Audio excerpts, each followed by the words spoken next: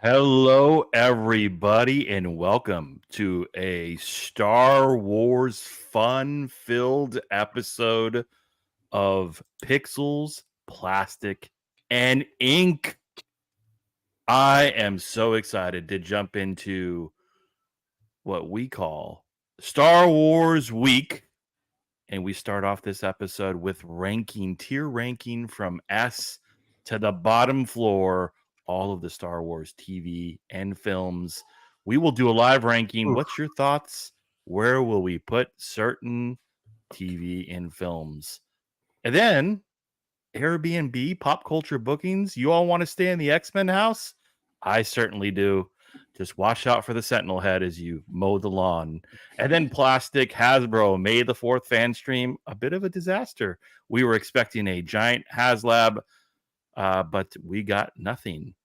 Is it going to be worth the hype? And lastly, Ink, Free Comic Book Day, May the 4th. We'll talk a little bit about that. Stay tuned. This is PPI.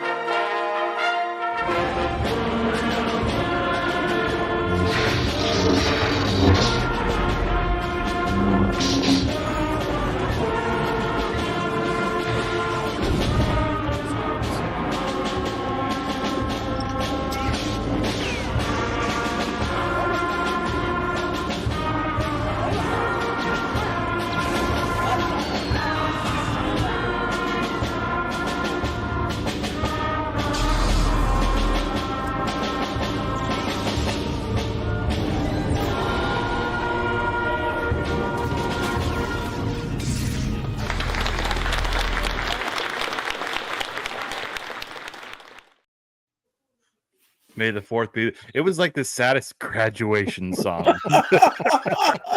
It's like everyone's depressed that they're graduating, but some iconic scenes nonetheless. Gentlemen, May the 4th is upon us. So I see we have our names: Jedi Master Storm, Jedi Master Brantley, of course, Darth Maddox, and Jar Jar Chris. We are here live on another episode of PPI. Before we go any further, for those of you who are viewing us for the very first time, we are a pop culture podcast. We like to talk about, well, films, TVs, toys, comic books, and a bunch of other things. So please, if you haven't already, subscribe. It helps the channel grow. It takes you one click. Like, comment, all things. But we appreciate you taking the time on a busy Friday night to be with us here. So, gentlemen, before we get into the Star Wars tier ranking, any thoughts on Star Wars Week? Well, it's always a good week, man. You know, every time it pops up throughout the years, it always makes you think about probably one of the greatest pop cultural phenomena that ever happened. You know, it's very rare that something of this magnitude lasts this long, and yet it seems to constantly keep growing. So that's always the thing that I think about this week. Yeah, I love it. I've loved Star Wars since I was like 5 years old or whatever when it first came out. And I don't know how many times I've seen Star Wars and Empire, probably in the hundreds. Oh yeah, easily. But you know, they've had various success and degrees of success over the years, mostly declining though, in my opinion, but it's always fun to see Star Wars come around again. Yep. But say you, Darth Maddox. I can tell you that the convention is absurdly expensive. But I like Star Wars. I really do. I'm not like a big collector of Star Wars in terms of like any of the figures. There's not really a lot that I look forward to. But you could probably always get my money if it's like a Kenner toy. But yeah, I mean, like Star Wars is just fun. It's a lot of fun. A lot of memories were made across multiple generations with family and friends, and rightfully so, man. It owns May the 4th, and I know we're going to talk about it, but it's also got like a vast array of comics and books, and there's just so much Star Wars to be able to consume it all would, I don't know, just take a long time. Yeah. There was a Star Wars thing, a Star Wars book I really liked. I don't think they really ever did much with it, but I got it signed at Comic-Con. But yeah, I will always love the original trilogy, Yeah, definitely. and it's very hard to get past that. Yeah. Yeah. Well, other than Jar Jar Binks, a lot of amazing characters in the Star Wars galaxy that has resonated with many through pop culture. But I think, as Jedi Master Brantley said, lots of really great films and TV. And as of late, maybe not as great. But it's time to get into the Star Wars TV and film tier ranking. This is Pixels.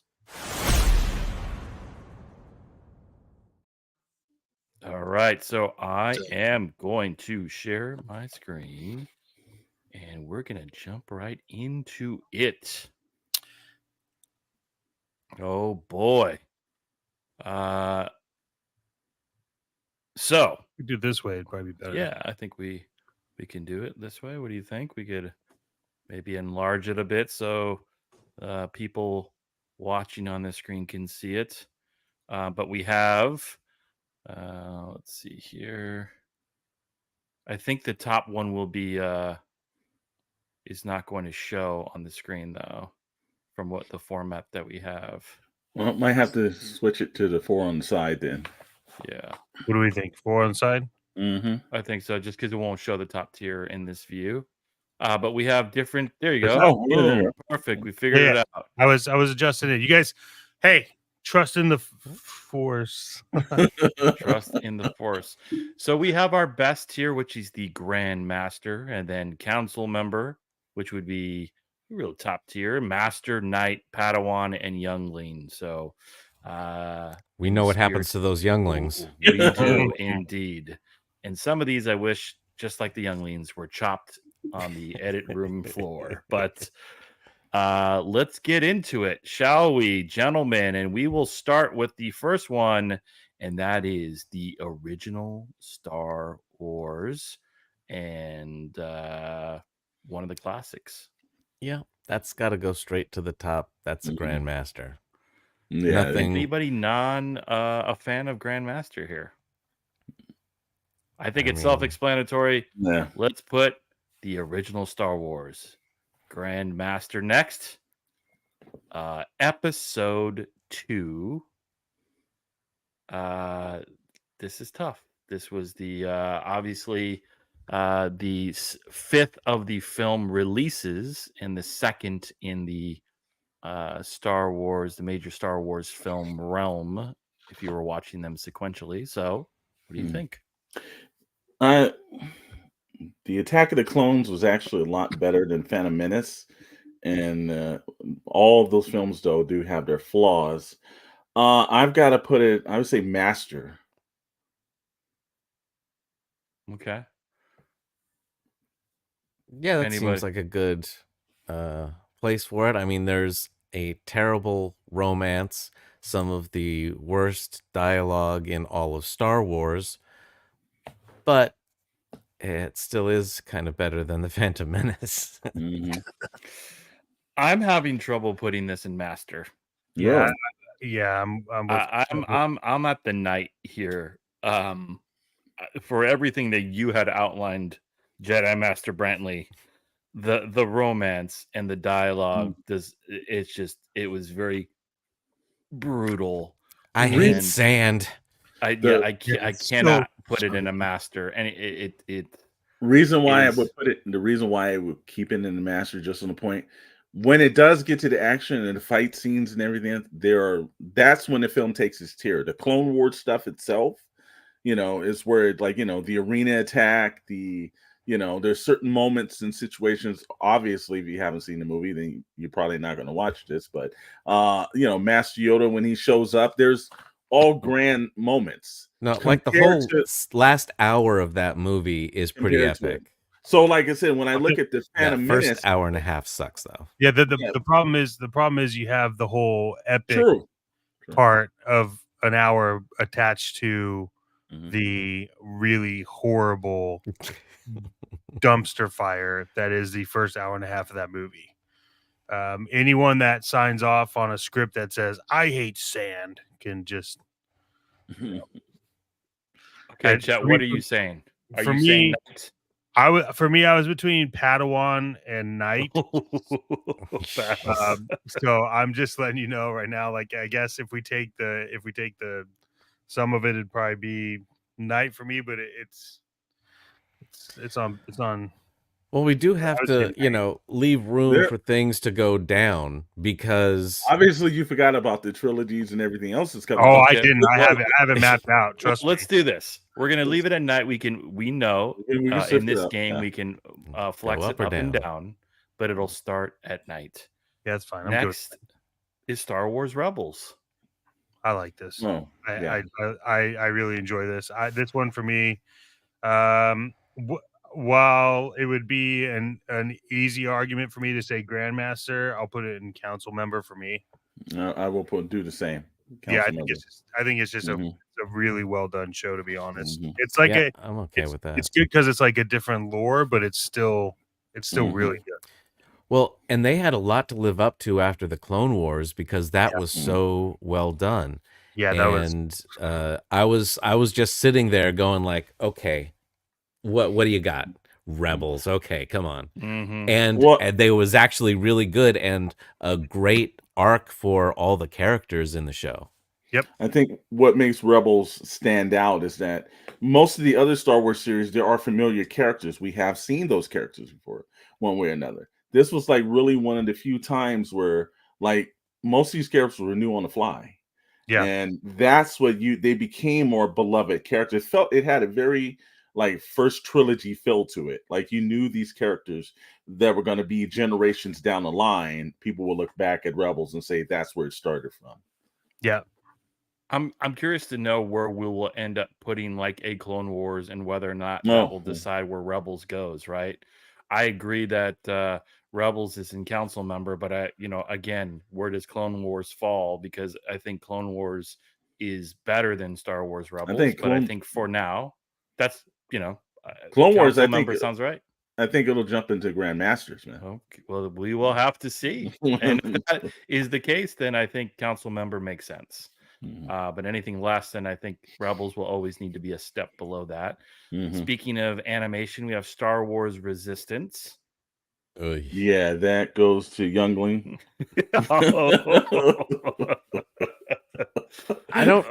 I would say Padawan, but look, it wasn't good because again, this was a thing where it's like, okay, after Rebels, and you canceled that, it's like, okay, Resistance, and it ties into the new sequel trilogy, and it's like, okay, well, what do you got? Let's see. And the animation was pretty terrible, and the story, and it was meant for younger kids. I get that, but it was pretty bad, and it took an effort to get through it all, and they got better in the second season. But it was still tough to get through the whole thing. Yes. I'm going to say one thing what you called out is if I'm watching it in the mindset of younger audience, for me, it's a Knight. If the expectation is it's going to appeal to me, I think it's below a Padawan. So I'm going to just put things in context because we do have the Young Jedi Adventures, which clearly is designed for like my 3-year-old daughter. So watching it, it's entertaining for that age group, but I'm like, this isn't like going to be a council member. So I'm in the favor of putting it at Knight, but it sounds like you all are kind of the Padawan. Darth Maddox, unless Jedi Master Brantley, we didn't hear officially where Jedi Master Storm put it in youngling, so he wants it chopped up and burned and left into a mound. The same for you, Jedi Master Brantley. A Padawan. Okay. You know, give him a rat tail and a little bit of a chance. Okay, Darth Maddox, it's up to you because I've said so. We have 3 different opinions here: Knight, Padawan, Youngling. Wherever you say it belongs. Oh, it's going in youngling. Yeah. Oh my goodness, brutal. I just want to let you know the fans on Rotten Tomatoes have said it at 72%, so you might piss some people off. And for those of you who are listening now or listening at a later state, drop a comment if you disagree and you're a fan. How could this be in youngling? It may change at the end, but whew, we are very brutal critics. Look, the comedy wasn't good even for children. And they tried to be, you know, so whoa, silly stuff, and it just didn't work. Jar Jar Chris, can you scroll up just a little bit? Yes. See if we can get that thing on the there we go. That's better. Okay. Next is Return of the Jedi. Oh, yeah, that's in Grandmaster, brother. Yeah, that's Grandmaster. Like, Yeah. just move it on up. Okay. Very easy for us. Next. Okay. So this one is, usually one of the big ones that's talked about, right? So it's the end of the second attempt at the carryover the franchise and the 3rd installment sequential. A lot of people feel good and or bad about this film, so I want your take here. Where does this belong? Which film is it? We can't see it at the bottom. Oh, really? I'm sorry. Revenge of the Sith. There it is. Episode 3. Sith, 2005. Well, I say council member. It's not the top tier, but again, this one, the good far outweighed the bad stuff that was in it. I could give you that too. Yeah, and I thought there was the lightsaber duel at the end and just the significance of that actual fight. Like, I have the high ground, and then when you see, Obi-Wan and Darth Vader in the Obi-Wan show, that has a greater significance down the line. So just that comment itself worked, and I think it was a much better production than the other ones, and the story moved a little bit better than all of them. So yeah, I'll say council member as well. Darth Maddox. Well, for me, it's under council member. I look at this one as like what really when I'm looking at these, I'm looking at like what impact did they have on pop culture in the realm of Star Wars, and I think there was a lot more good than there was bad for Revenge of the Sith. So, council member it is for me. I mean, the majority rules here. I think this film is saved quite clearly by the last 30 minutes. And I get it. Sometimes you look at films and it had a great 30, a great ending. I would rank it more closer to Master than I would council member. But majority rules, and maybe it changes, but we'll put it in council member. I think a good conclusion, but I'm not quite sure about the entire film. Yep, that's fair. Speaking of entire film, Rogue One. Yeah, this one's a Grandmaster for me. Grandmaster. Sure. Anybody disagree with like this was probably the last 45 minutes make this a Grandmaster. Yeah, and to top it off, like there hasn't been a better espionage space movie yet. Yeah. Well, there hasn't been a spin-off, a one-shot that's better than this. Absolutely. No. Like, and that was their first one, which is so unusual. You'd figure like, okay, it's in the Star Wars. Was Kathleen Kennedy there when this one came out? Yeah. Yeah. So that's why it was like, holy crap, like they've got something here. And then not so much. But yes, this is such a great film. Yes. Okay. Speaking of another spinoff, Solo. Solo was a little bit of a, I wouldn't say disappointment. I think there was a lot of potential left on the table. I don't think it was terrible either, because I know a lot of people have this. Oh no, look, you're not going to get you can't repeat Harrison Ford's performance. It's extremely tough to do that. And plus for him to have that role for such a long time, you only see him in that role. So I think it was a little bit unfair. But I thought Glover was fantastic as Lando Calrissian, and there was so many great elements. And of course, Chewbacca was great because Chewbacca's the same Chewbacca that goes over. It's kind of hard to mess that performance up. So I'm gonna put it in I think it wasn't quite a master. It kind of sits between master and knight, but I'm gonna slide towards knight a little bit.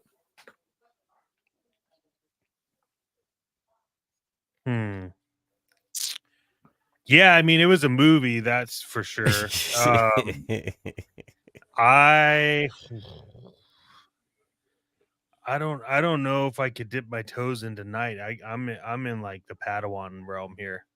Yeah, see, I didn't think it was that bad. Well, but no one talks about it either. Like, I literally forgot about it until we brought it up, and I was like, oh yeah, I remember seeing that. I think. I understand the argument for knight, but Padawan is just like, I don't know. That's where I'm at Padawan. So I see it on the same level as episode 2, where there was some good stuff in it. It wasn't. I didn't think there was anything terrible in it. It just wasn't great. It didn't live up to what it could have been. But I'm gonna go with knight. Yeah, that's part of the problem is like this iconic character Solo, right? Rogue One, you didn't really have too many expectations, but when you call a film Solo and there's going to be a backstory, it wasn't great. He did a decent enough job, and obviously Lando, he was great. Where's that film or TV series? We're waiting for that, but I think part of it was the expectation was not there for me. I thought it could be so much better than it turned out to be. So I think it's in the knight category. All in favor of knight. We'll drop that here. Next is the Clone Wars movie. Oh, that was a steaming pile. I got a feeling I'm going to say it wasn't the worst possible thing I've seen, but it damn straight falls into a Padawan stage. Yeah, definitely a Padawan. Yeah. That movie was youngling bad. Status. It's touching the youngling status, especially the series. Dipping his foot in there. Yeah. Darth Maddox. Yeah, youngling. This is youngling. We're gonna keep it in youngling. We can move it up if we decide. Jumping to the Clone Wars TV series. Oh, absolutely, Grandmaster, 100%. Some of the best Star Wars storytelling that they've done. And now there's bad episodes, of course, but the majority of it is amazing. The Filoni got the keys to the universe because of this. No mistake about it. Absolutely. That's why. How did the film turn out to be such a dud? Well, I think it's probably because they were trying to get something that they wanted to release theatrically, and as they chopped and prodded and everything, it just didn't do a good job and tell it on the big screen. I think if that would have been just for something for like it would just premiered on Cartoon Network like the rest of the Clone Wars, I don't think it would have gotten the critical hate that it got. But just when it's hey, what's going on, brother? But just when it's when it goes to the film, it just was not a big screen film. It was like two episodes of for part 1 and part 2. Well, it was literally 3 episodes that they put together. Yeah. It definitely didn't work, man. Yeah, so what you're saying is Clone Wars and Star Wars Resistance chopped up, burned, put in a mound. Got it. Okay. Understood. The Empire Strikes Back. In my opinion, the best Star Wars film TV of all time. If anybody says that it goes into a notch below that one, they You're out of the, they you're don't out know- of the game. yeah. They Yeah. are also a youngling, that's Yeah. for sure. Star Wars: The Force Awakens. Man, I wanted to love this. Yeah, I did really too. did. There was elements though. I no, It wasn't so disappointing. yeah, no, I look, at the end of the day, they used all the same film wipes, they used all the same like idea of camera grain, stuff like that. But yeah, I don't know. I don't know where this one sits. I want to hear you guys' thoughts first. The Force Awakens. Look, I think the third trilogy gets a lot of. There are moments in the entire trilogy. It's not a series that works well, like as a whole, like the first series or even the second series. There are moments where it celebrates and goes through. The third series was just a complete mess of like different people's ideas and thrown together, and it never seemed cohesive. So that's what's the disappointing part of it. It's not the worst thing I've ever seen because there's some great elements in it. But it's also not the best that Star Wars is. I think I can say that the third trilogy is like the middle of the road. I would say that they're like knights. I can't see them gaining any kind of momentum higher than that. Mm-hmm.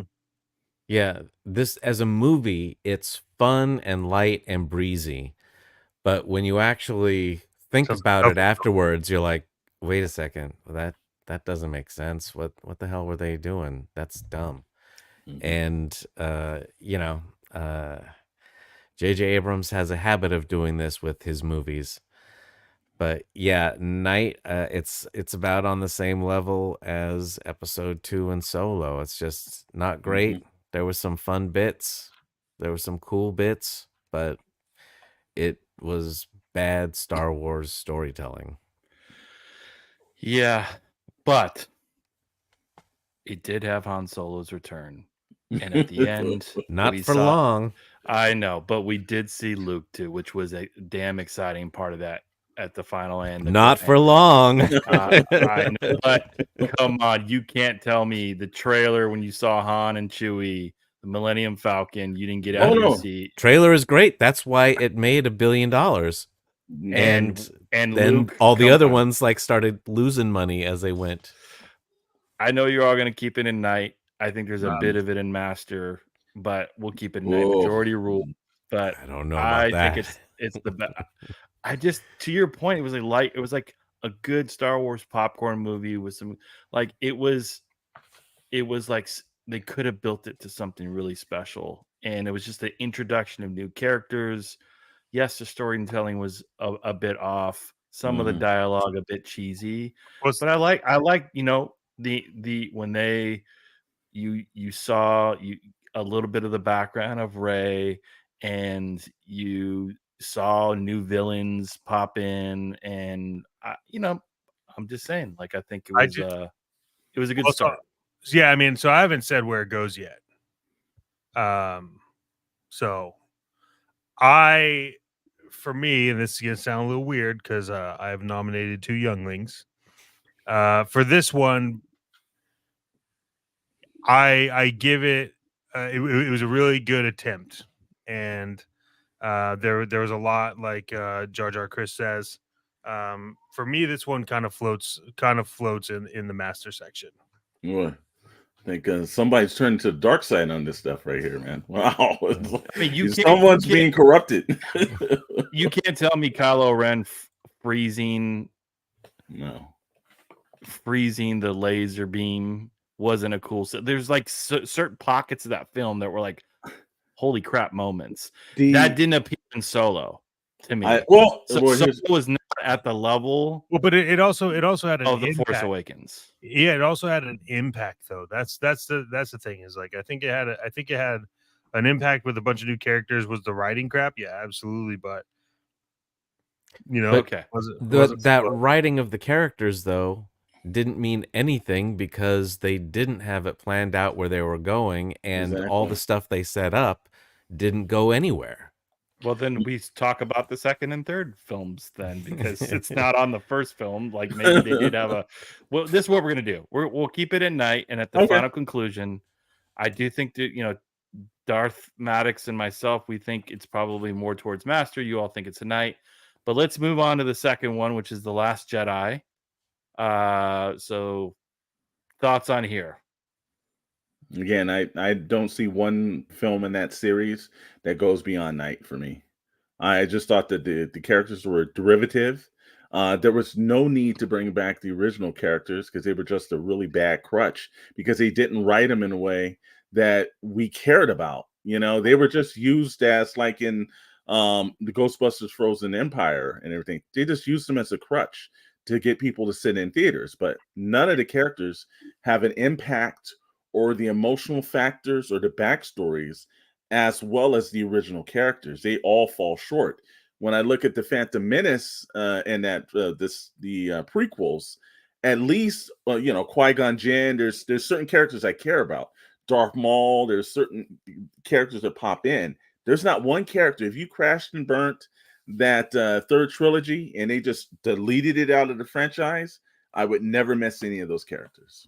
So for me, it's always going to be night for this. I can't believe they ruined Luke Skywalker in this movie. Mm-hmm. Oh, they did.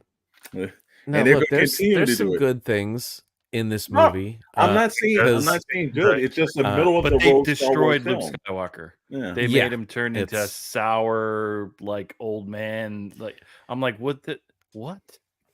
This is Luke Skywalker. Well, the best part of this film was when the credits rolled. Exactly. So exactly. The most disappointing part was the scroll. Yeah, the most disappointing part of the film was when it started, and the best part was when it ended. Exactly. So for me, it's Youngling. Oh my goodness! I did not like this film at all. It was horrible. Darth Maddox is the Kylo and Rey fight against the. I thought that was fun. Would never. I've seen it before. Is that they didn't do anything in these movies that didn't rehash something from the first film. These movies set as like, as if somebody 30 years later had saw the Star Wars and said, let me throw that together. The reason why those cool thing blowing up. No. That was all just gaslighting and distraction from the fact that they tanked Luke Skywalker. They made him into just a stupid character. So go into Youngling and we'll figure out something lower for this trash. Look, it is lower in my opinion than The Force Awakens. So if we're keeping the Force Awakens in night, that has to be Padawan. But I would think Force Awakens in Master, and this one's in night, and then we know the third installment would get to it. But that's a different story. But Jedi Master Brantley, Jedi Master Storm. I'm gonna keep it on night for me. Jedi Master Storm. It is your decision. I don't know. Mr. Darth Maddox is actually making me think about the council's decision on some stuff. You spent the entire thing. I think I can go to I think I can put him in between Padawan. I don't know if I want to chop down the younglings altogether, but I damn straight don't want them actually coming back. So I can do the Padawan, but I can chop it down if you want. Yeah, he's bringing me to his side a little bit more. I'm starting to see there's problems with the Jedi here. Yeah. Well, there was blue milk in the film, so that helped a bit. Which you can get that at Disneyland for $29.95 a gallon. By the time this is over, Jedi Master Storm, you'll become a gray Jedi. I got a feeling I'm about to change my affiliation right now to Dark Storm. Hey, thanks for listening here on Shadow Nose Network, Pixels, Plastic, and Ink. We're getting to the final stages here of our Star Wars tier ranking the best TV and film. We are the PPI crew. Please subscribe if you haven't. Just click like. We'd love to hear your comments, your thoughts here. We could be way off from what you're thinking, but we're Star Wars fans, and we're talking about it in prelude to May the 4th, Star Wars week here on the Shadow Nose Network. The Mandalorian TV series. Oh well, this is probably one of the easiest ones. Uh, yeah, I will happen to say that I think it saved the entire Star Wars franchise. If you don't have first of all, it built the streaming network, Disney Plus. This was the reason why you bought it. A lot of people said so you can go back and watch some of the old Disney films. No, No, you it wanted was to see. Mandalorian. It was Yeah. Mandalorian, and I remember not one person that I knew did not stay up midnight to actually purchase that and watch it. And I think for the first season and a half, Dr. Brantley and I every Friday night, Friday night, we were on the phone with one another at midnight and watching it. So that gets into the last season was a little bit that knocks it out of the Grand Master kind of scenario for me because the story started dipping a little bit, but it's a council member. It's definitely a council member. Yeah, I say council this is member is Grandma- good. I say this is a Grandmaster. Come on. It was until We're season being too 3, picky, man. man. I get it, You but know? then like the Clone Wars, we just said there was bad episodes and stuff. Like there was bad. The Clone Wars was Mandalorian written. is so Clone damn written- good, man. The Clone Wars were written for children. There's a difference. Well, I mean, Mandalorian was a general audience. There was they satisfied the Star Wars diehards in certain scenes, and other scenes it was designed for Disney Plus. And man, they did it so well. it looks as good as any of the movies. Oh as yeah, well. oh yeah, easy. Yeah, cinematography, the music score. You don't have John Williams, but you have an actual worthy successor to it. An Oscar, a winner as well at that too. Ludwig, what's Göransson or something? Yeah, like Göransson, who's like gone on and done so many major things. I think this is just, again, I think it's Grandmaster for me. I mean, it is the upper echelon of the Star Wars TV realm, and it's going to be hard for anything to follow in its footsteps. And we've seen that already. Of can you touch it? Can you even get close to it? And now it's turned into a full-length feature film that hopefully is good, but a character that only Star Wars diehards really cared about, and that's pretty cool. Is like the Mandalorian culture, but the general audience was like, "What's the Mandalorian? The helmet? Is this Boba Fett?" They did such a great job of like intriguing characters and plot, and then Grogu. I mean, just wonderful storytelling. It's up there for me. Season 2 finale is also up there in some of the best parts of Star Wars ever done. Yes. I'm waiting to see what my Darth apprentice, Darth Maddox, has to say now. Darth Maddox, this is the way. Man, every time I talk about this show, I get hate. Youngling, I smell. No, it's not that bad. Nah, it's possible. Darth Maddox, he's just firing stuff down at the bottom.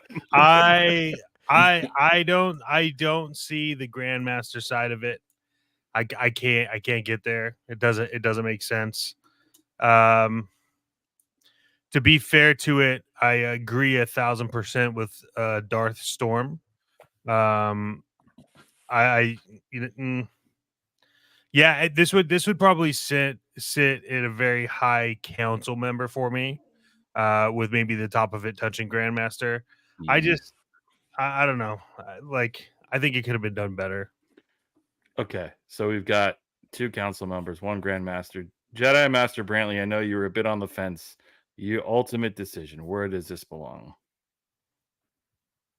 Well, I think like the Clone Wars, you've got the good and the bad, and the good outweighs anything that I think was terrible in it. And honestly, I don't think there was anything terrible. No. I'll go with Grandmaster. Because that first episode had so much to live up to, because everyone was, and it blew me away because it was straight up a Western in space. That's all I ever asked. Like cowboys and aliens. Well, except for that, without James Bond. Yeah, that's a youngling right there, brother. Yes, it is. I mean, we had Cad Bane. I mean, come on. Yeah. They did it. Although right they too. misused him Well, yeah, because he was around for like an episode and a half, and then it's like, Exactly. oh, see ya. Yeah. the debut though, and like the scene. But yes, it could have been. Man, when I saw that, I got out of my seat like a little. And I mean, come on, Luke Skywalker. Like they salvaged Luke. Mhm. We just talked about a movie that ruined him, and this Brought him back. They did. is as Jedi Master Brantley said, is probably the best season conclusion and probably TV history. The reactions have been off the charts. Okay, Absolutely. the Phantom Menace. Mm. Mhm. Well, This is pure gold. like I the mean, like the cool trade embargo. lightsaber, cool lightsaber fights, which Yes, we'll talk about next Friday, right? That's Mhm. definitely a movie that's going to be nominated, but this is talk about disappointing. Yeah, it was. I remember going to the theater. Everyone was hyped up, saying I didn't know one person that was like, "Hey, I'm not going to see that." Everyone was really riled, especially knowing that George Lucas was coming back. And like we sat through the movie, and I could see the excitement of everyone. And then there's a part in the movie where we get to the middle section, and you could just see that like excitement kind of like flame. Now they ended it on a great note, but it does a heavy up and then a down and then an up at the end. And I think that's it just does it. And I think that Lucas was in his, for some strange reason, political stage, because there was way too much crap about Senate and politics and things like that, obviously someone of his stature with the amount of money he has, he's worried about trade taxes and things like that. But as fans, we just wanted to see some Jedi at the strongest peak, and we just never really got to see that. Well, I think, lucky for you, it being the 25th anniversary of this film, you can go watch it in theaters now. Mhm. But man, that kid's acting was pure shit. Mhm. yippee! And he my opinion is he does deserve to be in the younglings. So that's where I'm putting this one.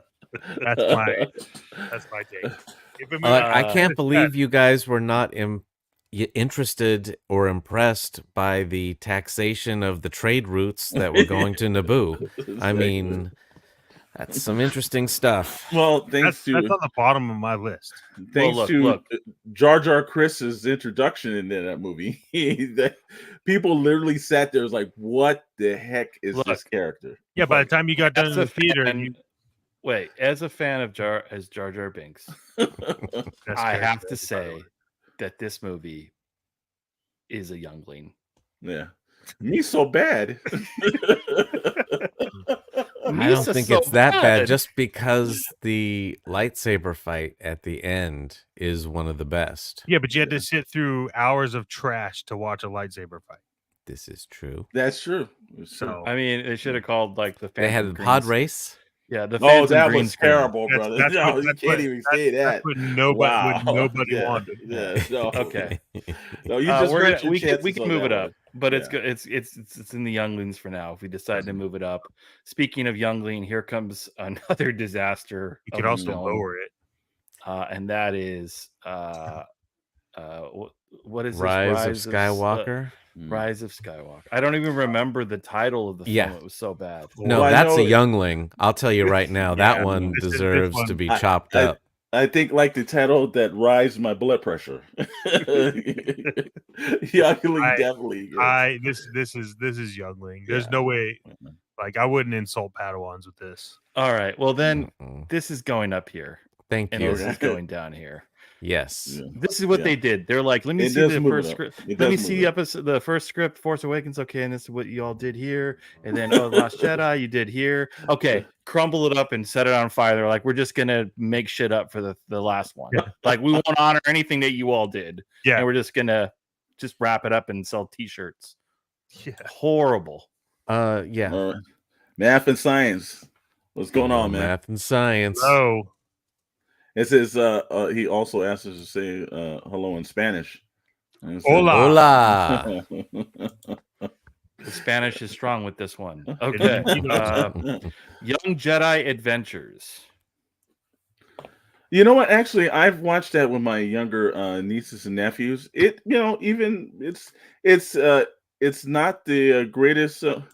You're welcome, sir. It's not the greatest show in the world, but I think it is really good for kids. It teaches them some actual morals stepped into with like Star Wars terminology and everything else in it. Um, I've it's look, if you're an older fan, you're gonna think it's like crap because it's pretty much like Doc McStuffins with a lightsaber. I don't know. I would watch that show. But I think appropriately, if I'm looking at, because my nieces and nephews love their age category and they love it, and I think it's smart. It builds more fans because they will turn into Star Wars fans. I'm gonna give this for the adult. I would say it's a night. If I was a kid, it'd be a master for me. Yeah, I similar thoughts. I mean, I'm sitting there watching it with my daughter. She likes it. Mhm. Stories are cool. Animation's kind of cool for that for that age group. If it's just me watching it in the theater, it's like Mhm. But knowing Yeah. it's designed for kids, it's actually really well done. Not overly cheesy. So we're going to put it in night. And Math and Science says, I'll subscribe to your channel. I'm new here and I don't know how I came to this video. But you guys are amazing and friendly. My name is Well, Zed. welcome Math and Science 2.0. Thanks for subscribing. We're Thanks here for stopping in. every Friday, 7 p.m. Pacific time here on the Shadow Nose Network. This is Pixels Plastic Ink. So we're talking about Star Wars. There you go. Thanks for jumping in and watching. Ahsoka, the latest TV series. I pleasantly surprised, anticipated it only because of the fact that Dave Filoni was associated with it. It's there are moments where it has its ups and downs. I don't think it's quite a council member, but it's on the cusp of a council member. I think it falls in the master. Yeah, I was gonna say master because it's interesting, but it's not all the way there. Yep, I agree. Okay. Next up is Tales of the Jedi. Tales of the Jedi. It's there are moments of it being good. It's between let's see, I've got to say probably I don't know, this is another hybrid. I think it's in between like the it's more on the bottom side of master, more in the night, I think. It's there was a couple of moments were great and then a couple of moments just were completely taken out. I'd put it on the level of Ahsoka, where because I did love the stuff of seeing young Qui-Gon and what's his name, old man Christopher Lee, Dooku. Yeah. Mhm. I can't wait for Tales of the Empire. Yeah. That will be Tales of good. the Crypt. I think it's Master or Knight, kind of in that realm, but I'd feel comfortable putting it in the Master. Yeah, Absolutely. it belongs there. Okay. Next up is Obi-Wan Kenobi, the TV series. More disappointing, but there are great moments in it. I think it goes right into the Asuka stage of Master. I don't think it goes beyond that, but I don't think it also goes below that either. It's just that it was disappointing because I think they wasted a lot of time with him, like being in the desert, and I think there were certain things that didn't work, but towards the tail end of the last couple of episodes, they really started hitting the ball and running. So there was a lot of great scenes. I think when Vader was kind of introduced, that ended because some of the Inquisitors didn't really work coming from animated form into live action. That's where I kind of had a problem. I thought they were better characters in the Clone Wars than they did. It seemed like the actors weren't right. So something happened between that, but I thought Darth Vader really did pick it up. So it goes for me in the same as the Ahsoka Master. I mean the Darth Vader sequence though, huh? Yeah. Yeah. Wow. Yeah, I think it's Master. Yeah, the Darth Vader stuff was good, but some of the stuff with Leia was pretty bad. Mm-hmm. Yeah, it dragged on for a bit too. It was a little slower Well, pace than it could have it been. seemed like they just took what they had as a movie story and expanded it, and that's why it was only 6 episodes. Mhm. Is because they didn't have enough to go any further. But essentially, it's like, well, let's really, flesh out these little plot points and, make each one an episode. Yeah, agreed.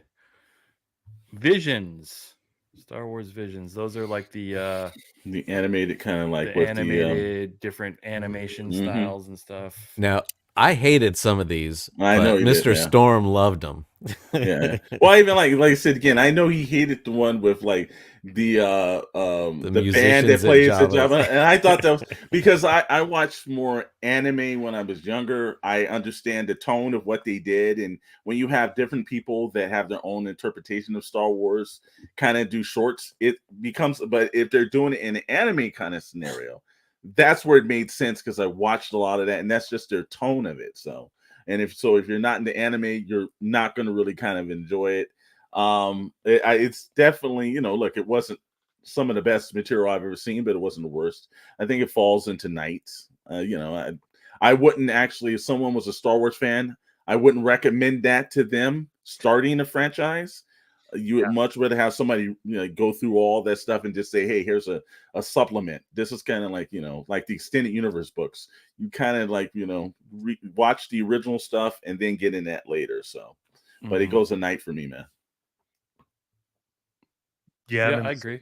I'm in the same realm as that. Okay. Sure, it could go. We have 2 left. We got the Book of Boba Fett. I'm going to say for this one, it was tough because, like, I'm seeing what we put in Master, and I actually enjoyed Book of Boba Fett more than that. I'm going to put Book of Boba Fett in Council Member. I really like the series. I know that might be a shock. But I just liked it. Again, I'm a big fan of The Mandalorian. There was some tie-ins there. I like Boba Fett. I like some of the characters, some of the fight scenes. Obviously, I like the Hutts, and I don't know. I think of if I look at Ahsoka and Kenobi, I like that series better. So I would put it above them. And if we're leaving those at Master, I say Council Member. Hey, I'm just going to run this route real quick. Math and Science, we are on every Friday night at 7 p.m. Pacific Standard Time in U.S. And your English is not that bad, man. It's actually pretty good.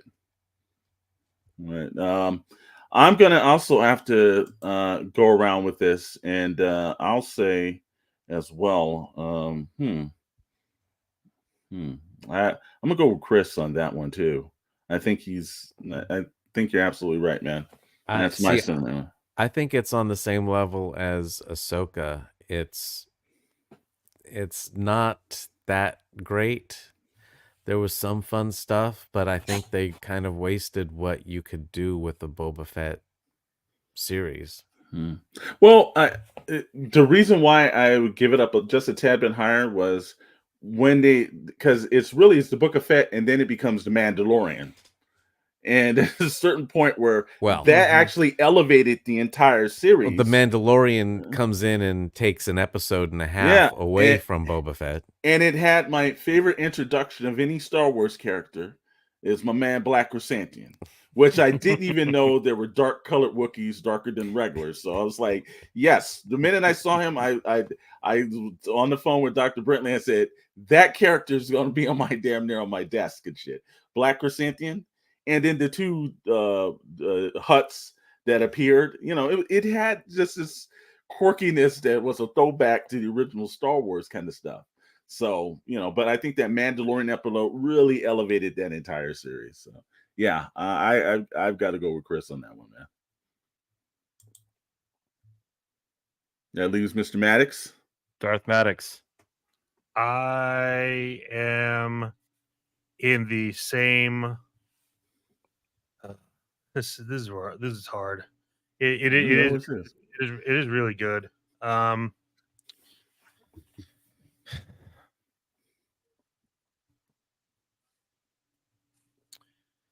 I think just because of the nature of it and kind of like what it's connected to, like I'm in the council member area. Okay. Yeah, I mean, I could see the argument for Master.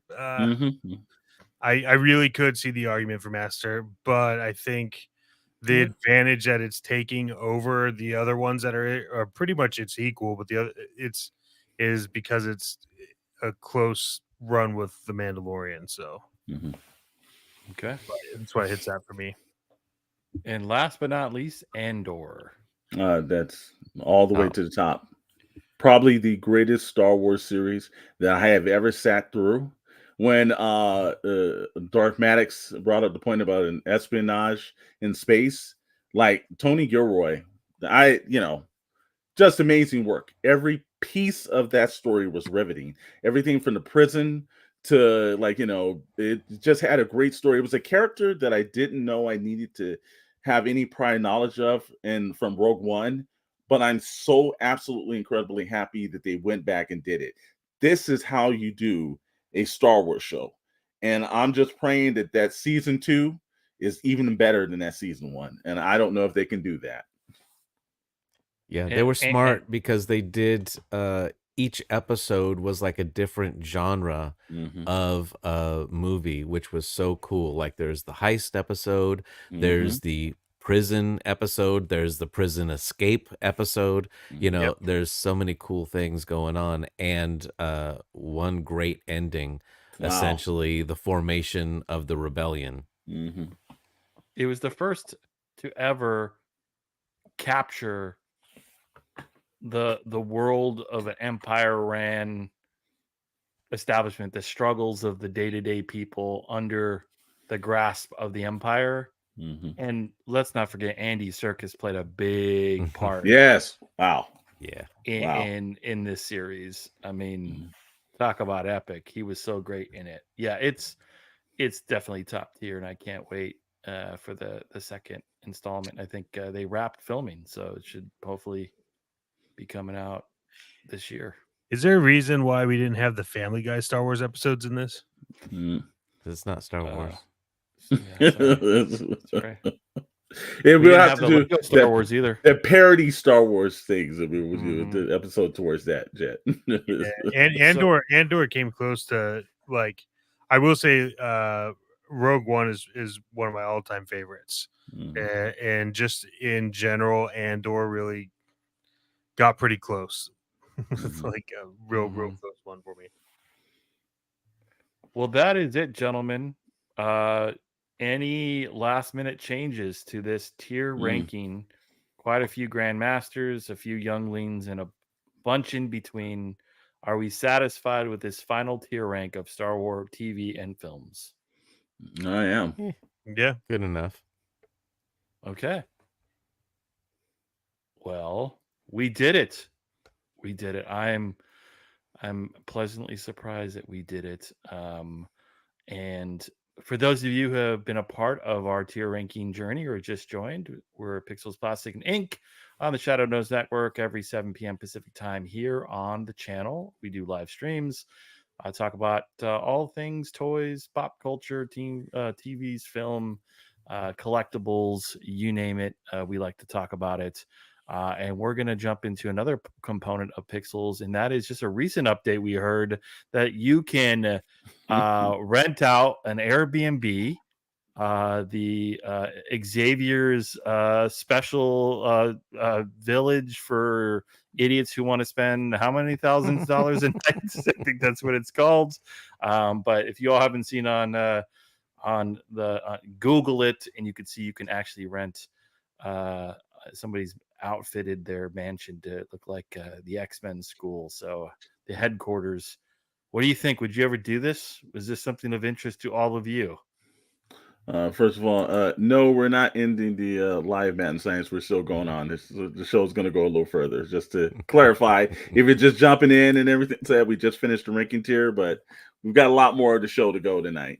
Actually, you know what? I don't know. I'm not into. I've stayed at Airbnbs. I don't know if it sways me in any other situation of staying in, like, the Xavier Mansion, or I've heard there's a couple of things, like there's the Princess Purple Rain house. There's so many other things, but I know there's a large majority of people that, like, take, like, go to destination vacation kind of situations, and I think that's kind of cool. So I think it's smart, and I think if you had like a property that kind of is in that vein, it's best to exploit it like that. So I think it's a good idea, and I do think there's a category, because, like, we go to, like, San Diego Comic Con and things like that. I'm sure if there was like a, maybe somebody had a X-Men apartment or something else like that, there's a group of fans that would be into something like that. So I think it's a smart gesture on their end, and after the pandemic, I think a lot of things were going on differently the whole people not staying in Airbnb. So they tried to think of a way to drum up a little bit more business. I think that's actually pretty smart. And it depends on what the theme is, where, like what movie or, franchise is it related to, because they have the Indiana Jones house from Last Crusade as an Airbnb. But of course, you got to go to middle of nowhere in Utah. So, there's that. But that's not enough for me to want to go there. It's just a small little house. A huge company. Why? Yeah, I would love to see a Batcave rent. I would rent that all day long. Oh, I'm sure there is Bruce one. Wayne's or what about the Stark Tower? Somebody renting that on Airbnb, because I'm there all day long. Like Avengers Assemble, Avengers Time to Sleep. I'm all about that. But I think it's kind of cool. I would love to see more pop culture Airbnbs. Yeah. Yeah. I think, again, I think it's incredibly intelligent by them. In any business, if there's a market for it and you can get the niche to do it, smart to do it. So I think this is going to be wildly popular, because I've even heard there was once outside of that where you can have, like, Kevin Hart's comedy club and everything. You're definitely going to get some people. Mm-hmm. Yep. All right. Well, it's time to move on to our next topic, and that is plastic. In the spirit of Star Wars and May the 4th, Hasbro, who makes Star Wars figures, announced quite a few things. There's some releases that happened today. They've got some really cool lines, and everyone was anticipating their HasLab announcement, what this big epic thing would be. There's rumors speculating about ships, or would this be potentially the first ever $1,500 Death Star? And it was delayed, unfortunately. So I got to ask, do you think, it's unfortunate, but will the hype surrounding it, will we see this epic thing that people want to lay down their funds for, or No, I think it's going to be I think everyone, number one, you're Hasbro. Like, how do you not have your shit together? Yes. Number two, like, there's, when you watch the Hasbro Pulse stream, okay? When you watch it, you realize there's a bunch of people working on these products that don't care. They care because it's their job. They don't care because it's a passion. Like, the proper way to do this, where you would get people to understand where you're coming from, is if you just say, well, we don't have it exactly where we want it, we're excited to share with you at least what it is, like a mock-up image of it, or like something of it, and say, like, more to come, but this is what it is. Or hell, even tease it with like a silhouette to make people guess. Like, you could drive traffic to your website, you could drive traffic to a YouTube video, you could drive traffic somewhere, you could get people to be aware of the project, but to come on and say, it's not exactly what we want, but trust us, it's going to be great, is like, no, No, when you have to convince me it's going to be great, that means it's shit, and you're trying to figure out what else you need to do to it to make it worth the money you're going to charge for it. Because if you look at it, Darth Storm and I were talking about this. They did that that Edge ship or whatever for Star Wars, and it literally has zero purpose to exist anymore. And so it's like, what do they do now? I will tell you, in the stream they showed the box for the Ghost, and that is massive. It is. That was epic to see. Which again goes to my point, like, you could have just shown us something. Like, shown a giant box, right? It's like, what's inside the box? Who knows? You could have even said, like, man, what's in the box? You could have even said this is the Death Star. Is it Gwyneth Paltrow's head? You could have even said it's going to be a Kenner toy. Like, you could have done anything and gotten people excited. Instead, you put Mr. Reed's prompter guy up, and like, it's just disingenuous. And I'm not, whatever. Well, I will say that the one thing that we talk about, especially on Toybox Chronicles, every Wednesday night, 7 p.m. and 10 p.m. Eastern time, the thing that kind of killed this in was that you missed the biggest event of the entire year to your one product line. As a major corporation, this was probably one of the most asinine things I'd seen executed. To not have rendered drawings or anything else and just be like, hey, we got to make it right. We got to make it. That is your major multi-billion-dollar corporation, not million, billion. And you dropped the ball on that. Somebody better be packing their desk up and leaving Monday morning, because that was just, just stupid, because you kill a day that is the most anticipated day of the year. So what, you come out 6 months later, who's going to care? And so pretty much what they're saying is, get your bucks ready, because we're going to screw you on San Diego Comic-Con, because we didn't want to have something major happen now that we couldn't do just a couple of months later. Yeah, pretty much that. And then they're also going to whatever that convention is in Japan. Yeah, so, well, the killer of it is too. And then I thought some of the other items that they came up. Look, I'm not a big vintage collection fan, and I don't think that even the some of the vintage collection stuff. I think the ships are great. I don't see going back down to 3 3/4 is the way. I know there's some people that collect that stuff, and that's fine. But I think if we're in an age of like the Black Series stuff that they're doing, I think that's where you need to look. First of all, if you're going to kill her for $1, like, come out with a Black Series version of a vehicle. They do it for the G.I. Joe. They've got large vehicles for the Transformers.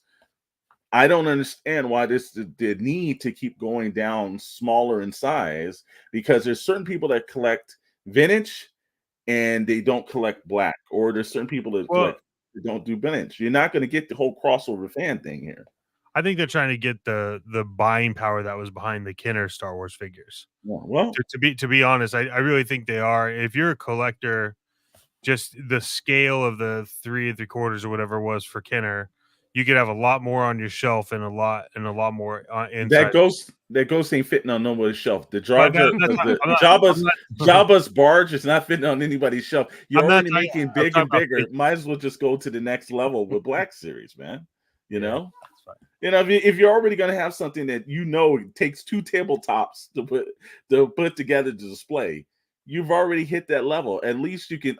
If you're going to do a Black Series X-Wing, you don't have to do something crazy like the Ghost, but if you're going to take, if you're charging us anywhere between $300 to $600 to $700, you might as well give a 6-inch version of that, and it would make sense. So I don't understand the thinking and the rationality behind it, because maybe they got caught. They had a fan stream that they had already put up.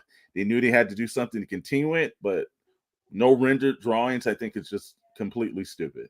I think you should have had something pretty much rare. And the items that they showed, look, they had the 3-pack of the Phantom Menace. You had the Obi-Wan Kenobi, Qui-Gon Jinn, and Darth Maul.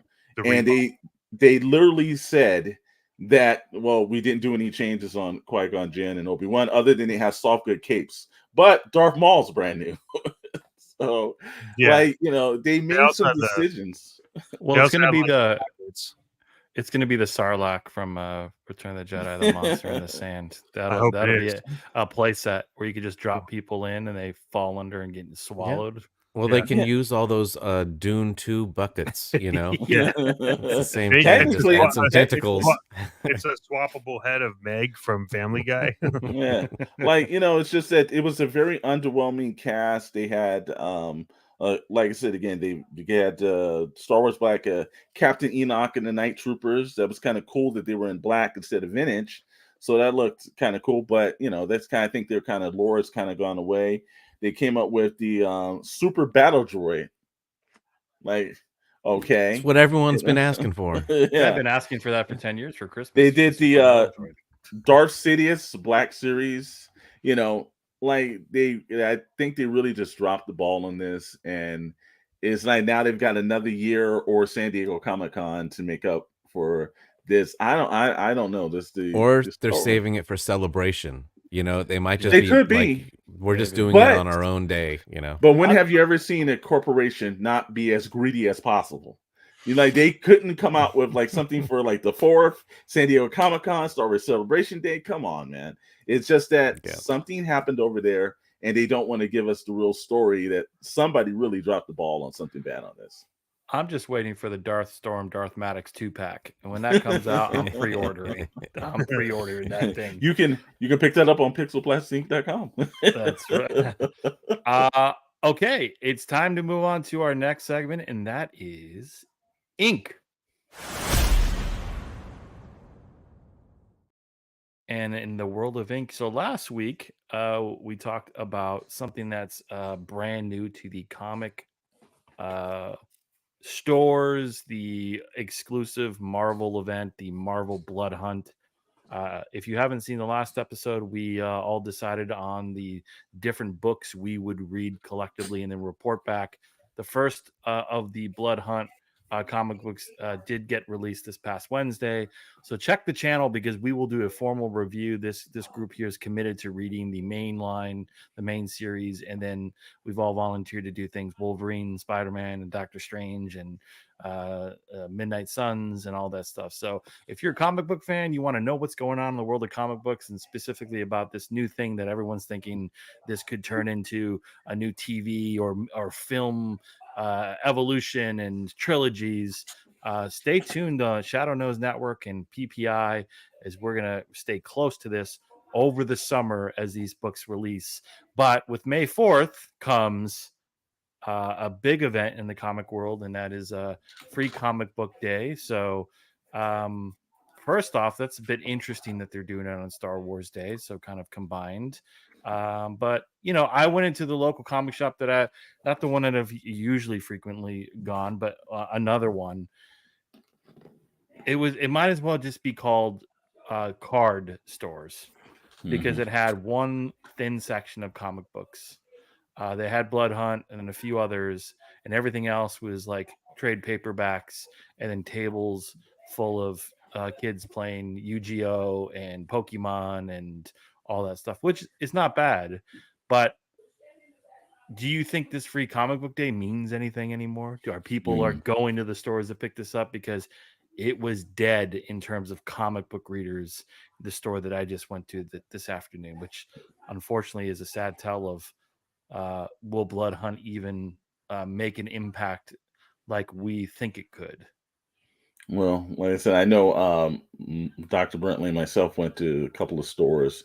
I went to there's 2 stores in my area. One store that I frequent a little bit more, and then there's the Douchebaggery comic book store that's in my neighborhood. That's like the big kind of like, you know, scenario. Douchebaggery.com/comic. Don't search that. I don't know what that goes to. Please, anybody listening, we do not know where that leads to. We're just saying. Now, some of both stores, great employees and everything, but there's just one that you go into that is trendy, and then there's one that you go into that actually are knowledgeable. So there's the difference between the two. Both stores have frequent people in and out. But obviously the douchebaggery version actually is like the bigger sell. It's my comic book store, by the way. But it seemed like the major problem is not so much Free Comic Book Day, because I think the event drives certain people. There are certain ones when we were from the South Bay in California, several stores down there that really took it out. They had like festivals, food trucks, things like that happened and everything. Dr. Brantley and I was discussing the shop that he went to in his version of Southern California, that this is the reason why these shops don't last, is that they don't run shops like businesses. They run it like a hangout spot, or like you're going to somebody's garage or something. They're killing the business, and it's not just the publishers, it's the retailers themselves. Now, again, both shops I go to, clean, nice looking, both of them, you wouldn't have a problem having your kids go in there and read some books. The store that Dr. Brantley went to, I don't think that you should leave your kids unmonitored. I want to hear what in the hell what happened. Tell me about this. This is the first time I've been to this store because we decided to get Blood Hunt. So I went in on Thursday. This place is in a tiny little mini mall, and went in. It's all wood racks that are like hand built. All the windows are covered, so it's very dark inside. And as you go to the first area, where all the comic books are, right next to that is a open little back room area that smelled of cat, because all the different things of cat, because that's where its food and its water was. But yeah, it was like, oh, somebody probably needs to change this litter box, is what I got when I was looking for comic books. But they had Blood Hunt, but he did not have Moon Knight, the first tie-in to come out with it. So I have to find that somewhere at another shop. But pretty good. Now, we normally don't give out names of comic book stores, but I think this one definitely is Buffalo Jim's comic book store. No. I'm not going to name it, but anyone that knows will probably like, oh yeah, I know that one with the cat. Yeah, no, the thing that kills it again is just like it's they normally do it the first week of May. So this point, the first weekend of May, this just May the 4th fell onto it.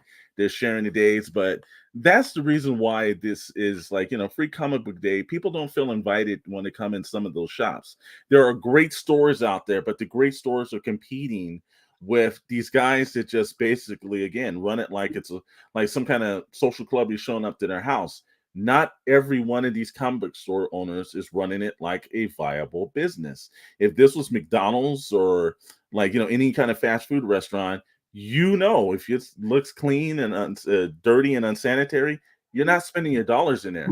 Far too many horror stories about these shops that are killing the reputations of really good owners. Yep. And it's driving people where it's like, I'm not dropping my kids off there, because you'd barely be the last time you see them. So who'd have thought that Jedi Master Brantley would have seen the live cat's lair? I'm so impressed. Unreal.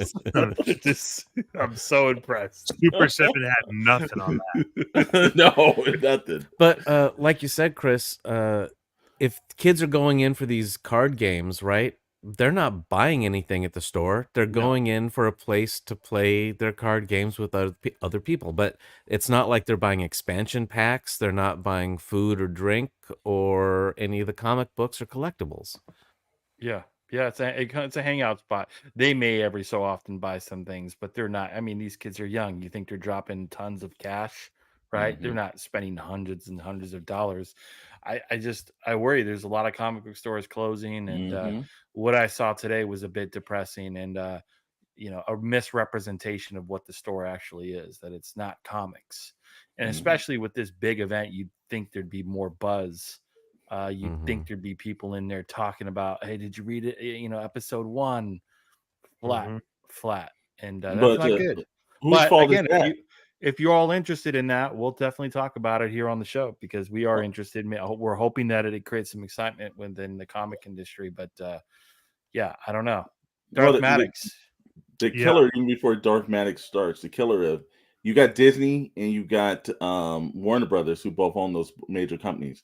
Has anybody seen one commercial on Disney Plus or one thing on Max that said Free Comic Book Day? But they're two of the biggest owners of the pivotal. You want people to care about it, promote it. Yeah. I think there's a giant conspiracy behind Free Comic Book Day. Because regardless, like it's not free to the comic book owners, the comic book store owners. It's just free to you. Yeah, I don't know. I think they're. I mean, I'll name this comic book store because they're not around anymore. And I think all of us here know about it. But Heidi Ho Comics, that comic book store had so much potential, and they had. The upstairs that had a bunch of stuff and downstairs and everything else. But like there could be like 7 people working there and you could not get help with like 2 customers in the store.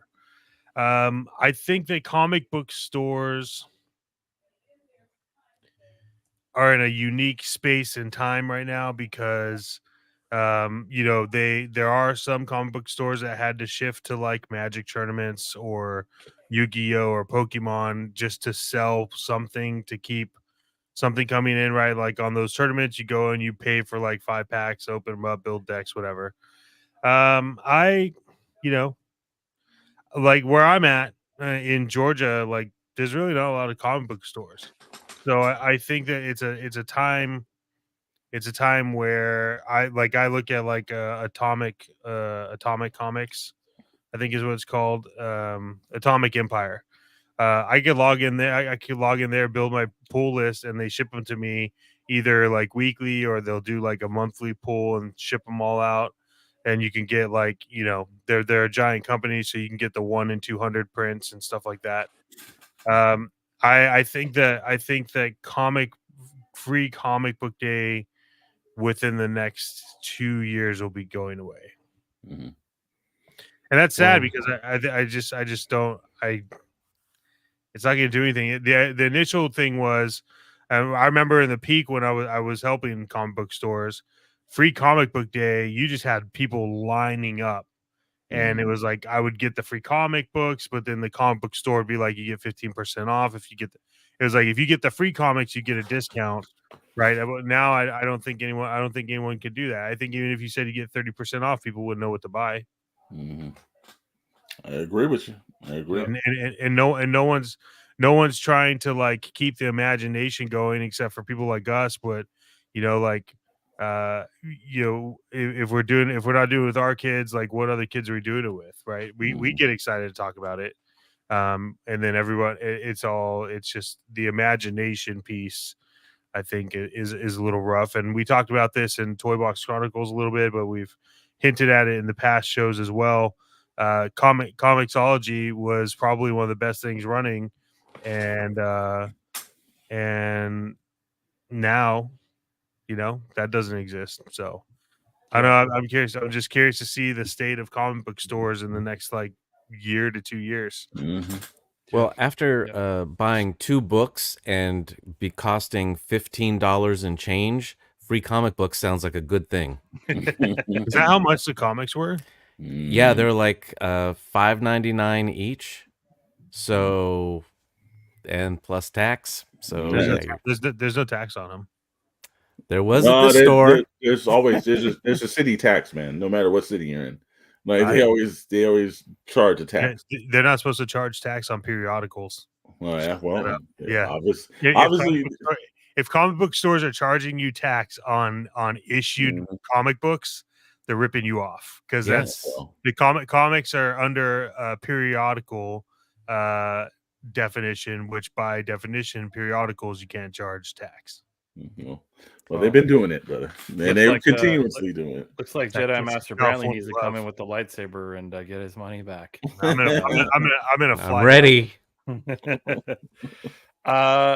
Hey, this was awesome. Thanks for all of you tuning in.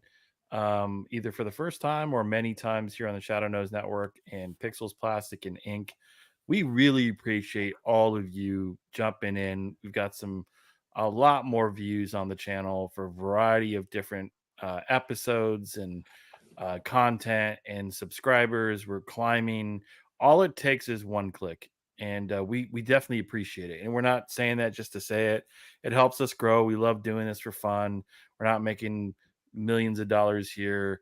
We just love doing it, and we appreciate the support. So thank you so much.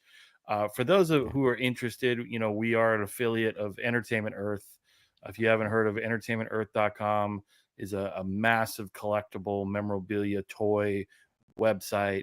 And if you are interested in purchasing any toys or collectibles, if you're someone that's an avid collector or someone that's looking to get into toys or even buying a gift for yourself or a friend or family member, click the link down below. That's an affiliate link. We get something from it.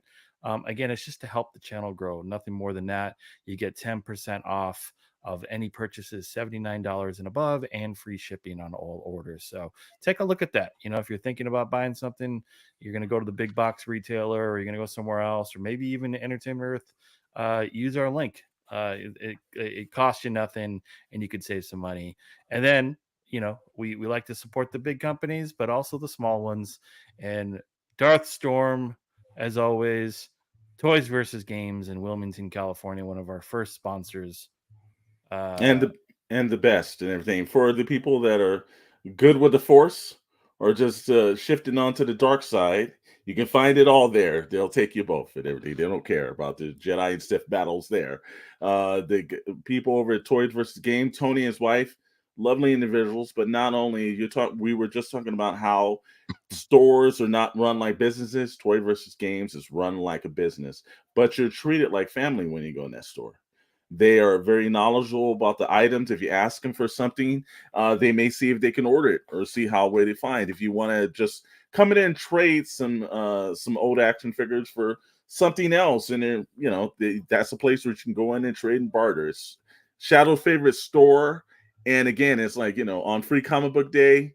I know that a lot of the comic book stores are doing that. Walk into Toys versus Games in Wilmington, California, and head over there and see if you can actually purchase something and everything, and maybe uplift a small person. There's the Entertainment Earths that we love, but we love the Toys versus Games. We thank them for being sponsored. That's right. And as always, we're here live 7 p.m. Pacific time every Friday. Then in addition, we've got a live stream every Wednesday. If you're a fan of toys and collectibles, Mr. Storm and Mr. Maddox do Toybox Chronicles every Wednesday here on the Shadow Nose Network channel. Also, we've got a retro rewind club coming. We're teasing this more than the Star Wars HasLab, but it is coming. So Chet and I are putting together some good content. We'll film a couple episodes back to back to film it, but as we unveil some retro vintage toys and some other cool collectibles as well. And then for those of you big Indiana Jones fans, if you haven't checked it out here on the channel, we had the retrospect of the Indiana Jones films and other things, including some Indiana Jones wannabes. Part 1 is live and part 2 is coming soon. So take a look at that. It's exclusively here right on the channel. Lots of wrestling videos. So if you're into pro wrestling, it is crazy hot. The Tech Master Shadow, who update the channel, Shadow's Toy Finds, looking for Star Wars toys. And then this past week, shout out to Mike and the JD Show on YouTube, who had Shadow on as a guest. So go ahead and click over and search the Mike and JD Show on YouTube, wrestling podcast. It was really great to have Shadow on the show this past week. And then finally, Mr. Darth Maddox, we did our first Whatnot cast on Whatnot selling toys and collectibles. It was kind of a test. I think we figured things out, but what's to come in the future for our Whatnot cast? Well, I'm glad you asked because we are still working that out, and just like HasLab, we'll have an update for you. However, we are, we had there. If you were there, there's a little bit of technical difficulty, but it was funny. We enjoyed it. I then strictly went to the Discord channel, got us put into a beta to improve the technical side of it. So we're excited about that. I think we were trying to do something for this Saturday, but who knows? Maybe it'll pop up with one or two of us. But for sure, the whatnot is going to continue. We all enjoyed it. We do it a little bit differently, and it's only going to get better. So make sure you go over to whatnot and search for Pixel Plastic Inc. and follow us so you know when it's live. Also follow Jar Jar Chris and Darth Maddox on whatnot, as well as Brantley and Storm, because there are occasions where we could go live on our own stores and sell out of the stuff that we have. So all in all, whatnot is here to stay, and we're excited about it. Awesome. Well, in the spirit of Star Wars Week, we're going to do a lot of more things. So check the channel. Mandalorian episode upcoming. And then also next week, same time, this Friday, we'll be doing the best lightsaber battles of all time. So a contest that will be really exciting. Mr. Darth Storm, Mr. Jedi Before Master we go, Brantley. wait. Hold Wait, on, do you hear hold more. I'm getting something. I'm sensing something. What is that? I'm I getting can feel a message from Obi-Wan Kenobi. I don't understand. Luke. Hey, Luke. Man, You will go to the Shadow Nose Network. Shadow Nose Network. There you will subscribe to the channel, home of Pixels Plastic Inc. Ben!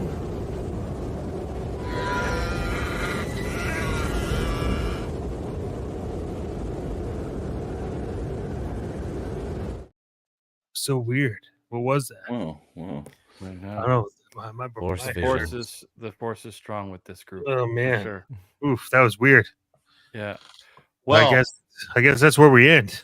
that's where we end. May the force be with you all. We'll see you next week. Thanks for tuning in. Subscribe.